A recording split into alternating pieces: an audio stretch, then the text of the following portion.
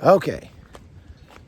I was trying to do a live broadcast and I just did not have enough bandwidth to do it out here. But I wanted to get this out before we go to dinner tonight. I'm at our hotel in a place called Dilijan. Ooh, it's getting windy all of a sudden. I'm gonna have to go back down here and get out of the wind. Looks like it's about to rain back there behind us. Anyway, this is a beautiful place, and we're having a great time on our tour. But let me just get to the meat of this very quickly. The Associated Press, oh, here comes the rain.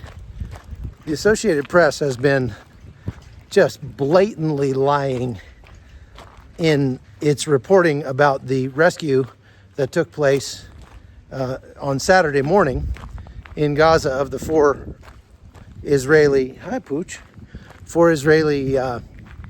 hostages. First of all, there's the death count. The Israelis went in and they dropped a whole bunch of bombs as a diversion, and then they went in with special forces camouflaged in civilian vehicles. They were not ambulances, they were civilian vehicles, and jumped out of those vehicles, assaulted two buildings, and then they rescued those four hostages. Now, in the process of doing that, some civilians were killed. And it doesn't take a rocket scientist to realize that the civilians were killed because they were holding Israeli hostages for 8 months in a civilian area surrounded by civilians. Civilians were actually the ones holding them, with lots of Hamas fighters in there as well. We know there were lots of Hamas fighters because they all came running when they realized the rescue was taking place, and they had a big firefight on the way out. So if there are civilians holding the hostages and there are civilians hiding the fighters that are guarding the hostages, there's no way those people didn't know those hostages were there. And so the right thing to say about that is that they were no longer civilians. Those were Hamas.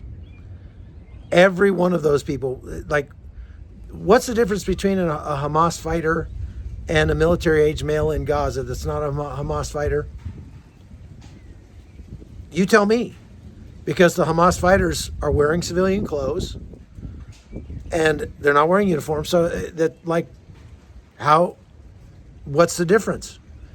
If there's a military-age male, or if there's a female for that matter, in an area engaged in assisting Hamas in fighting the IDF or in holding hostages, those people are combatants. There's a word for that. They're combatants. And if they die, then they're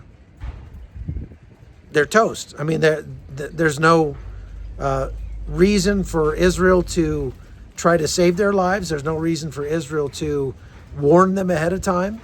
There's no reason for Israel to put off trying to rescue their hostages because those people are there. That's all there is to it. So the Gaza Health Ministry is reporting that there were 279 civilians killed in this raid. Well, other than the children who may have been there because their parents brought them there, none of those people would be, in my opinion, considered to be uninvolved non-combatants. The children, yes. And so the deaths of those children, if they were brought there by combatants, is on the blood of those children is on the hands of those combatants who brought them there. Point, period, end of story. That's all there is to it. The AP is reporting this as a massacre of 270-something civilians. That is an absolute untruth. First of all, the number of dead is probably not that high because the numbers are being reported by the Gaza Health Ministry, and we already have proven over and over again that the Gaza Health Ministry lies about the numbers. Without a doubt, there's no question about that. That is not a debatable topic. They lie about the numbers, and it has been proven mathematically that they do. So there's absolutely no reason to, if the Gaza Health Ministry says 270 something people died, there's no reason to believe them. None. And yet the AP, the Associated Press, which is supposed to be the most neutral reporting out there, it's the reporting back end that other journalists go to get their content. I've gotten content off the AP for years. They're not even trying to corroborate those numbers. They're not even pretending that they're being objective about reporting these numbers. They're just reporting what the Gaza Health Ministry is putting out. And they're not even putting a caveat on their reporting to say that the Gaza Health Ministry has been proven wrong before or anything like that. So the AP is just flat out lying 100% about the casualties. Now, number one, because those are not civilians, they are combatants for the reasons that I've stated. And number two, because they have never reported the numbers correctly. They've never reported accurate numbers on deaths. So there's that. And yet, the rest of the mainstream media then picks up those numbers from the AP and reports them like they're gospel. Well, again, if you start with the moral question first, was it moral to do what Israel did? There's no question that Israel has every right to take whatever measures are necessary to release the hostages that were illegally taken from Israel that are being held for 8 months inside Gaza. And if they're being held in civilian areas, that is the fault of Hamas. That's not the fault of the IDF. Do you know that the IDF has turned off dozens of potential hostage rescue operations? Dozens. Because they felt like there was too great a risk to actual civilians. There was too great a risk to their own soldiers. And there was too great a risk to the lives of the hostages themselves. Wow, those are very big raindrops coming down. It's about to storm like no tomorrow. I can see it coming over here. Let me turn the camera around. The clouds over there. You hear the thunder blowing. Woo! It's going to storm. And I've got to get to dinner here pretty quick. But I just wanted to get that out there. There's a lot more to cover about Israel. There have been the Hezbollah terrorists up in the north actually used an anti-aircraft missile to try to shoot down a IDF jet today. That's the first time they've attempted to do that since the war began. I may have to go inside. They were unsuccessful. They did not actually shoot down an IDF jet, but they tried. They just tried to do so, and it didn't work out so well for them. So but it is an escalation. I mean, not only that, the team that fired the anti-aircraft missile at the Israeli jet was almost immediately killed by an Israeli drone dropping a bomb on them. So that's good. One less thing to worry about, like we say.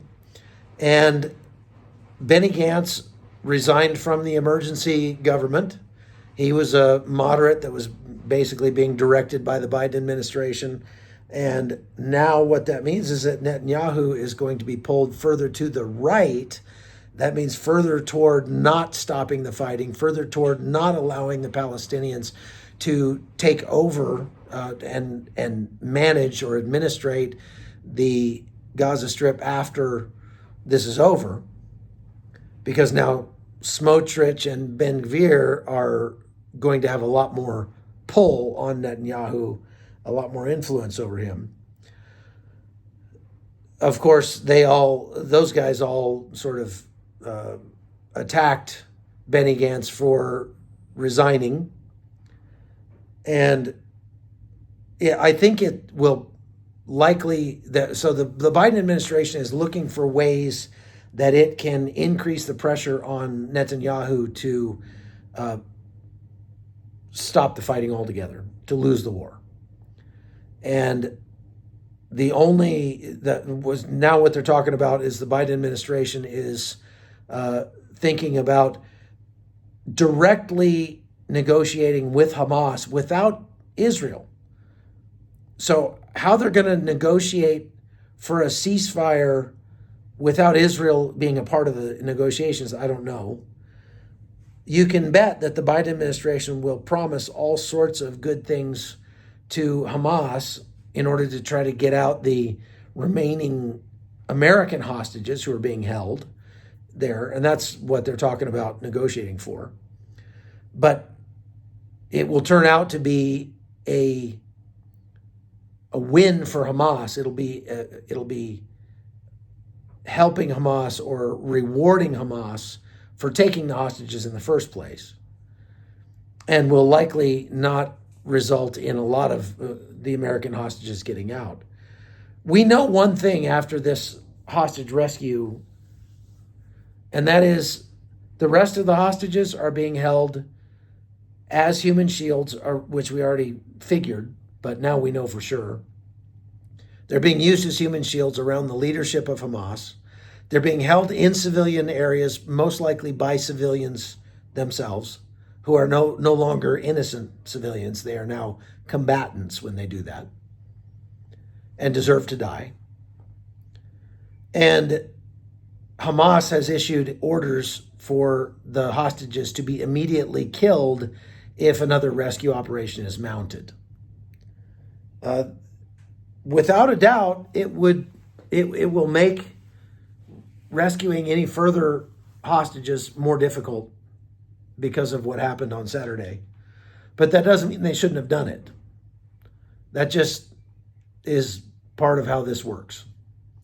And there are still 120 hostages or their bodies that have yet to be recovered.